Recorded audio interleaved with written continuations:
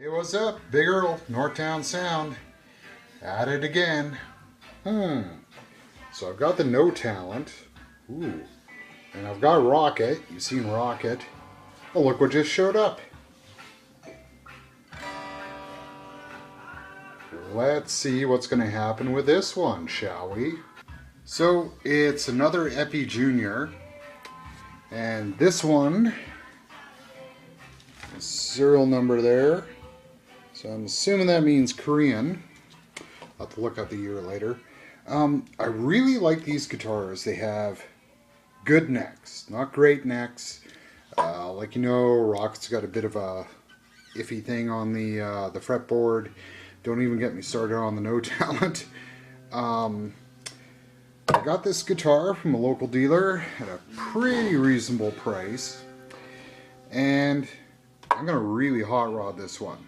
By the time this is posted, I've got a new blog, which is northtownsound at blogspot.ca, links below. And I'm just going to go through the step-by-step on that so you don't have to listen to my goofy voice.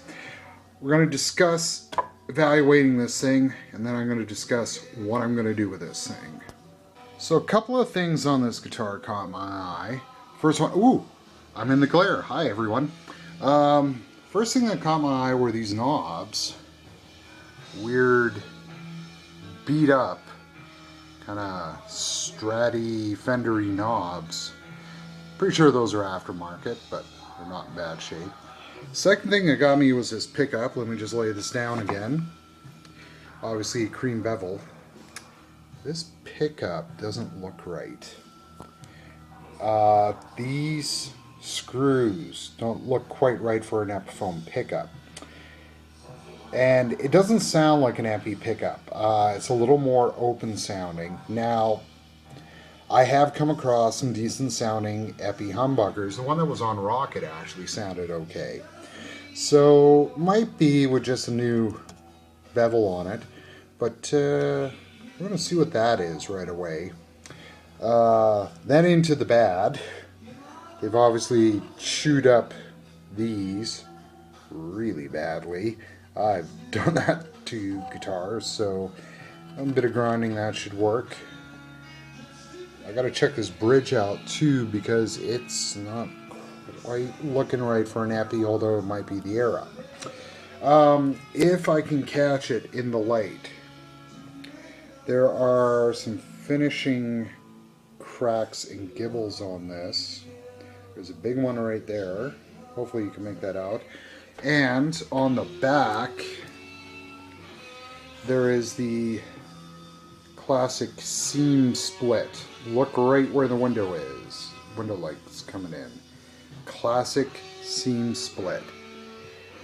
That is actually a good thing. If you ever find a budget guitar with that, it usually means two-piece body. So if you're all particular about having a non-plywood body, this probably is a non-plywood body.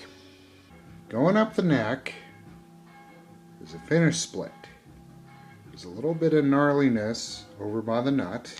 If we flip to the treble side, there is, where is it there? There's a cracker. Now, some people run screaming when they see stuff like that.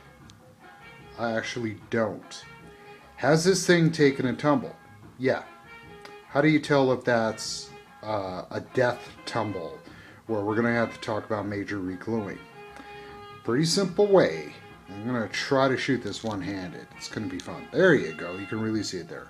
Okay. So when said proprietor of shop is not looking, what you do, you take one hand and hold it back between the first and the second fret. I usually go about there on a mahogany neck. And then with your other hand, you reef down. Let's see if I can get my hand in. Reef down, but I'm grabbing it right at the peg head. Now, if that opens up under pressure, you really see it getting wide, you probably want to put it back on the shelf. This one didn't.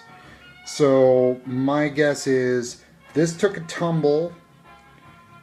That tumble may have instigated a little crack in there or something like that, but this is probably more to do with finish than the actual neck going. So I'm just going to glue that up.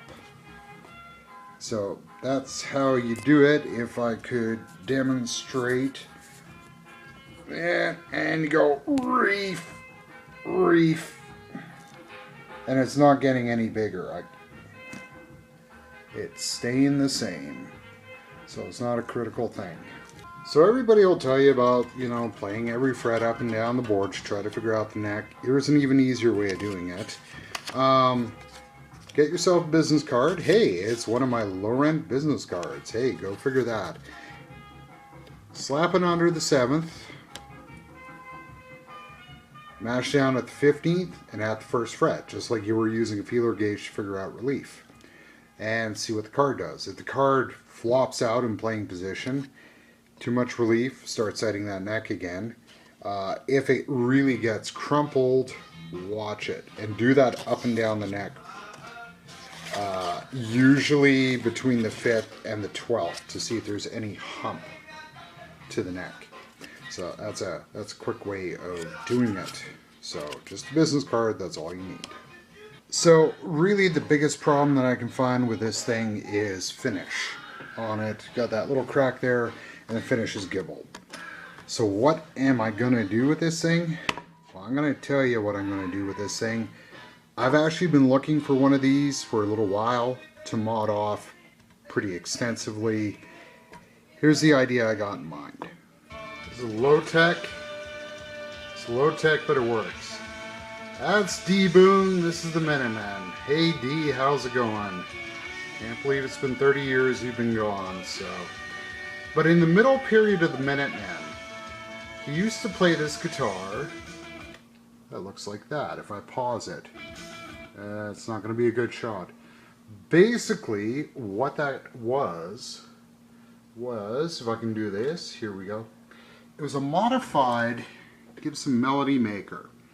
I went through a few iterations, but he ended up painting it bright yellow. It just had, I think, a single Strat pickup on it. And guard made out of metal. That's a good shot of it there. And just a single volume control. At one point, apparently, that volume control was a dimmer switch off of a light bulb. That's just awesome in my books. So that's what I'm going to do to this thing.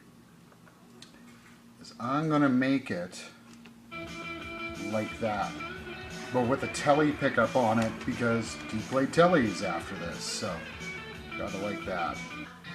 So what I'm going to do is drop it. It's the other reason why I buy guitars like this. Who cares if it drops? It's probably where that crack came from.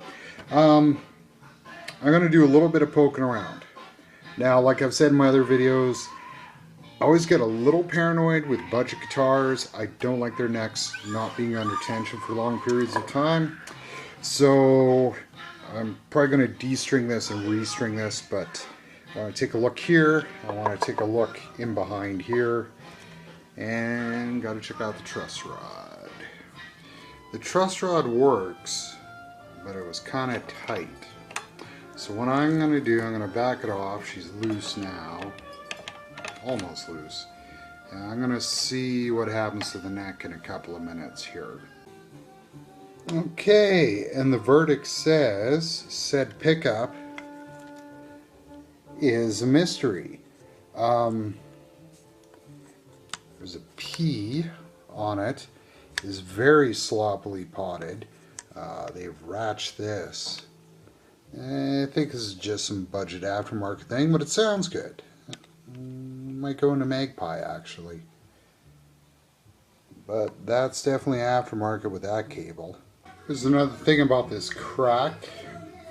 I'm slack. Completely slack. It hasn't moved. So that makes me happy. Okay.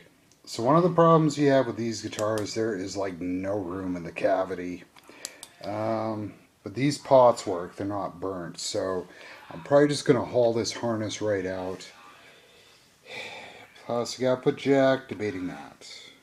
Just figured out something. KO doesn't mean Korean.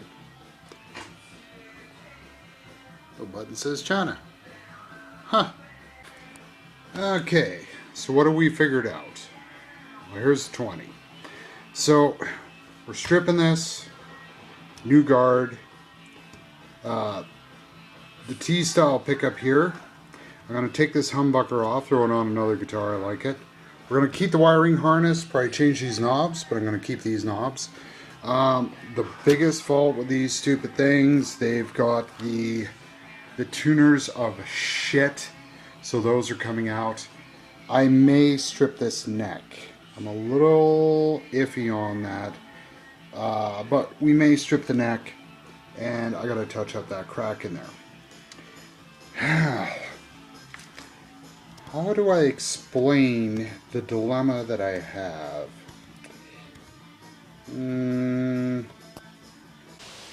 So, here's the dilemma. It's October 5th in Edmonton. It's a beauty day, but we're going into fall. See what's on the deck? We got leaves on the deck. I might have 4 weeks, if I'm lucky, to refinish this thing before the snow comes. In fact, it's supposed to be getting down to like -6 at night again right away. Oh dear. So I'm running low on time. Man, this thing's shiny. Gotta get rid of the shininess. So I guess the next step's gonna be, gotta strip this down. Might clamp the neck to be paranoid. Gut it out. And strip it. And I think I'm going to do it the old punk rock way. This is the tree outside that window that's giving me light here. As you can tell, we're getting close.